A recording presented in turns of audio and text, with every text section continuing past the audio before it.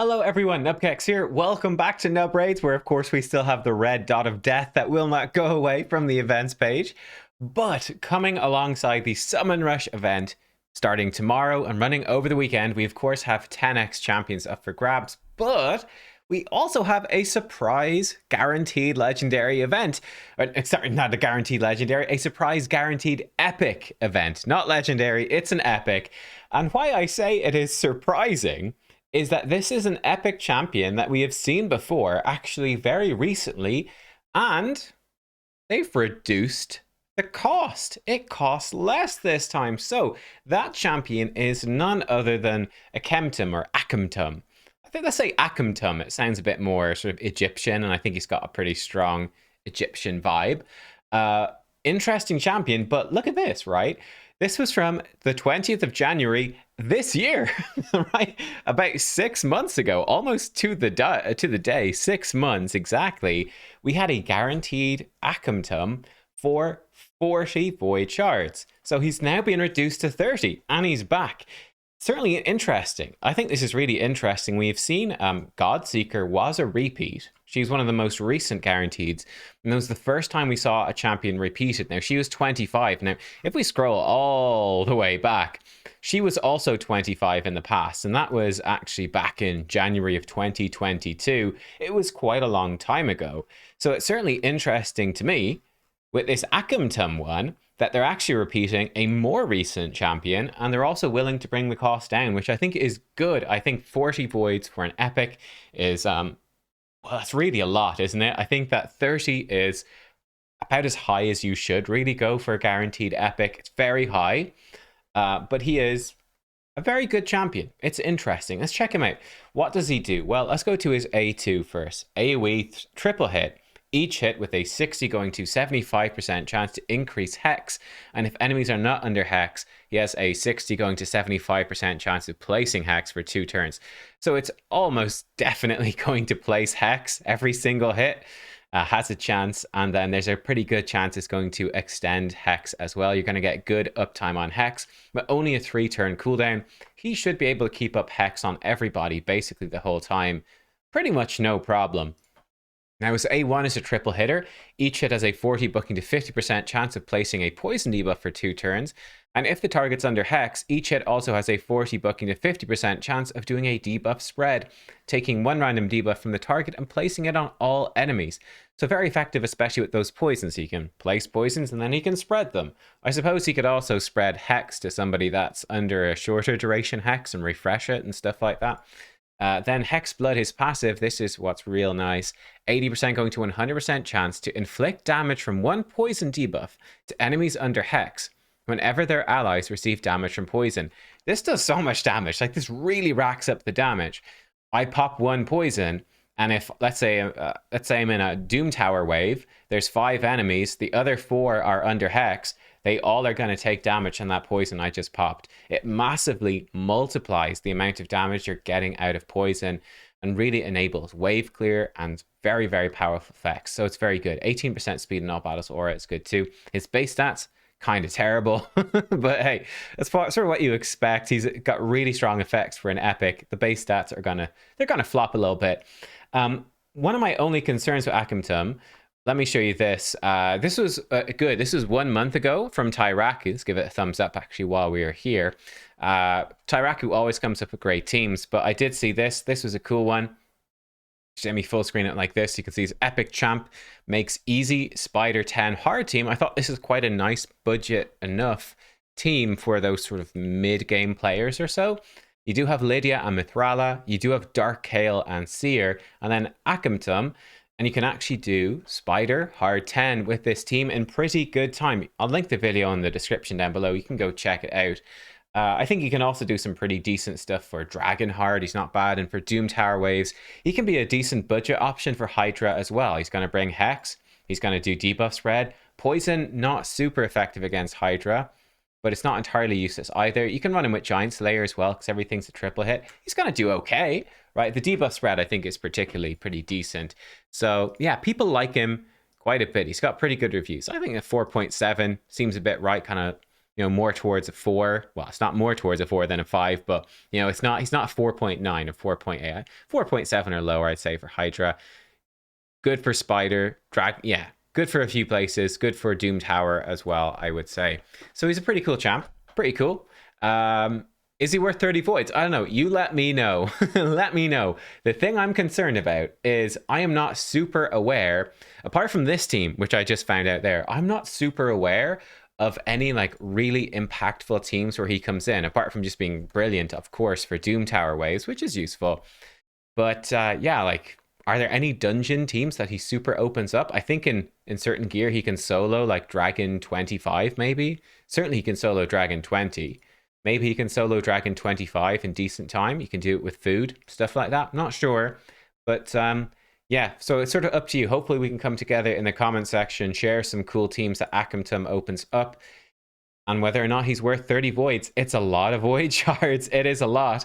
Should I go for him as well? I don't have him. I could do a guide on him, but I really doubt that he'd make a difference to any of my teams. I'd be shocked if he did anything apart from do a video and go back into the vault.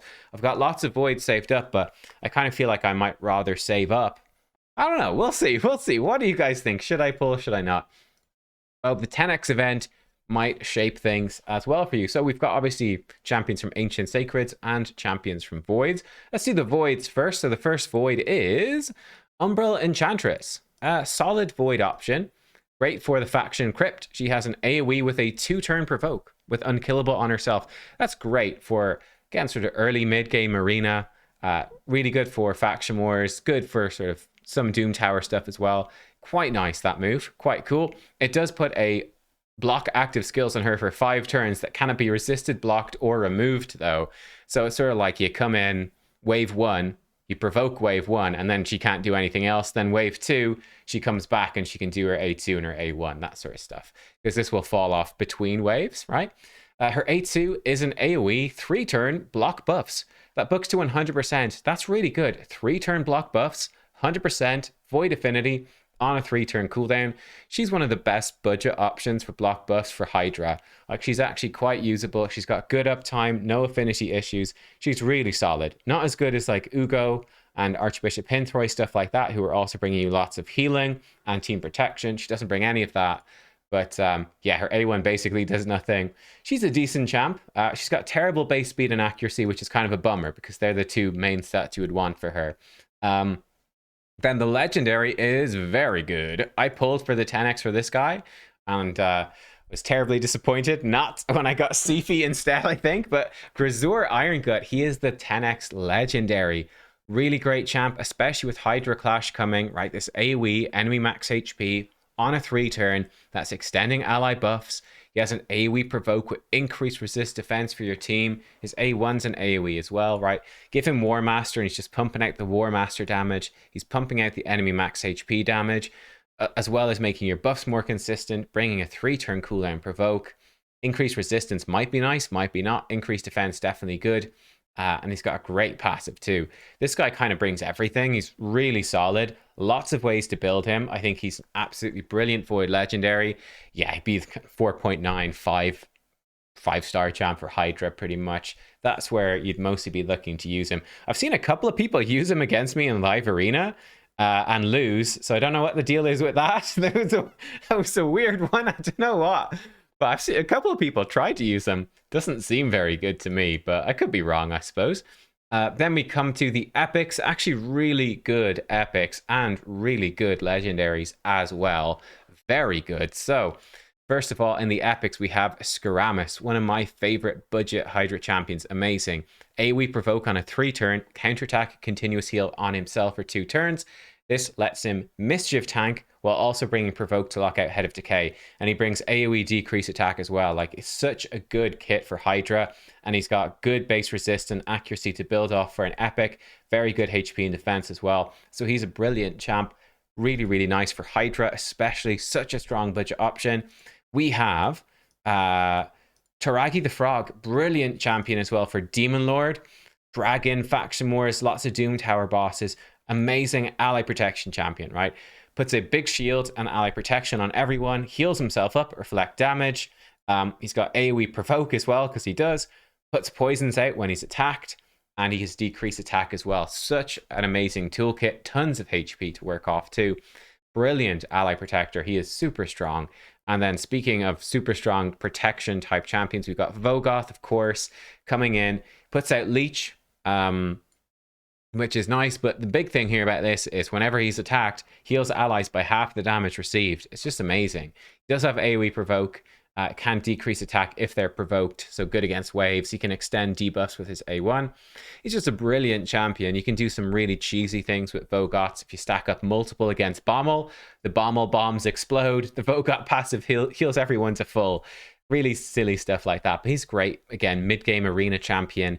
Very useful in a lot of places. Really, really, really strong champion. Arena defense, great for that.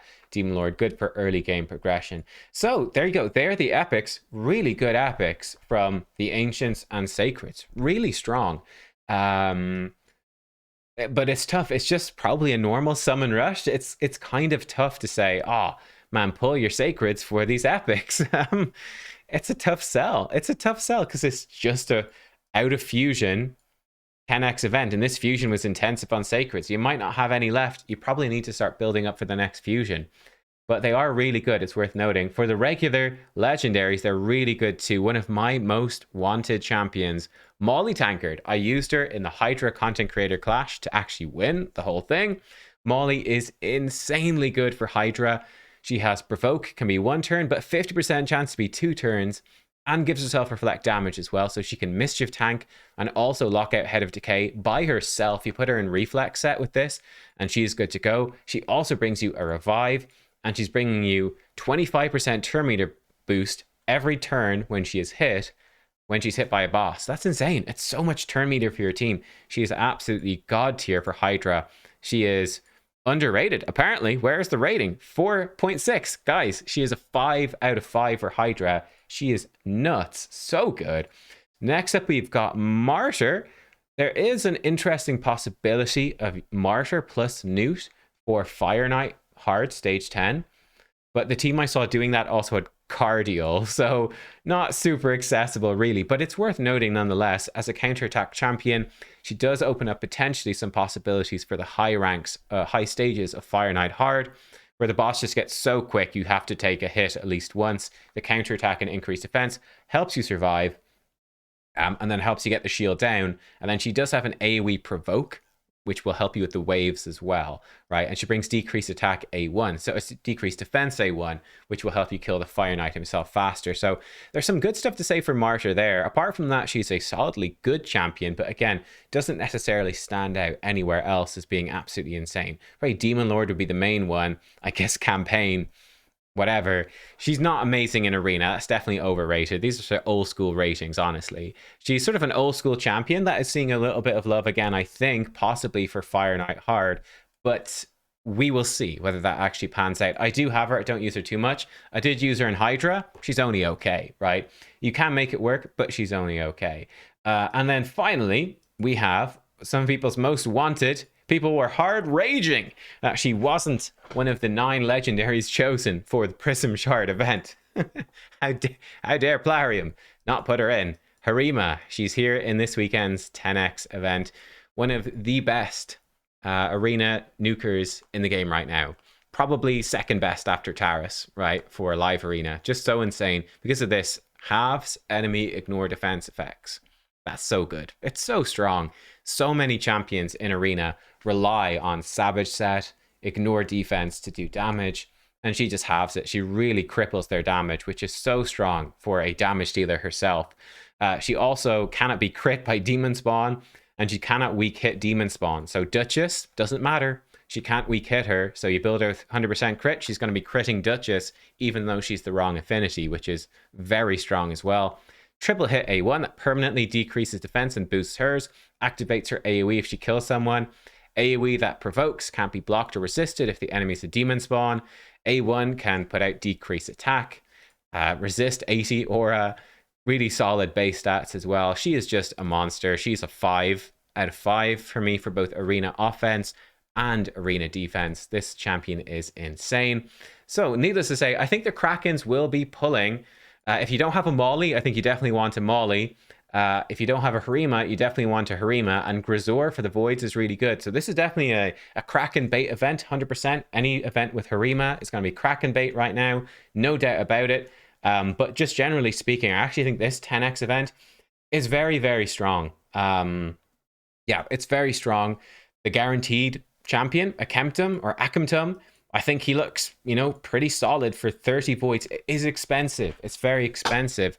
So you do have to consider that. He's a great champion, but 30 voids is a lot of voids. That's a lot, right? That would give you a fusion completely safely, It's a pretty big deal. It adds up. So that is worth considering. I'm not sold on whether he's worth it or not, but I leave it up to you in the comments to convince me. I think you can probably convince me because I do know people love him. Yeah, let me know what you think. We'll see how the Summon Rush rewards look tomorrow. It's certainly a spicy one. It's certainly one to get you thinking, isn't it? If you've any shards left, they're definitely tempting you to spend them. Let me say that. Thanks for watching, everybody. I will see you next time. Generally speaking, I don't recommend to pull for it. I don't, but people will be tempted. I'll see you all soon. Goodbye.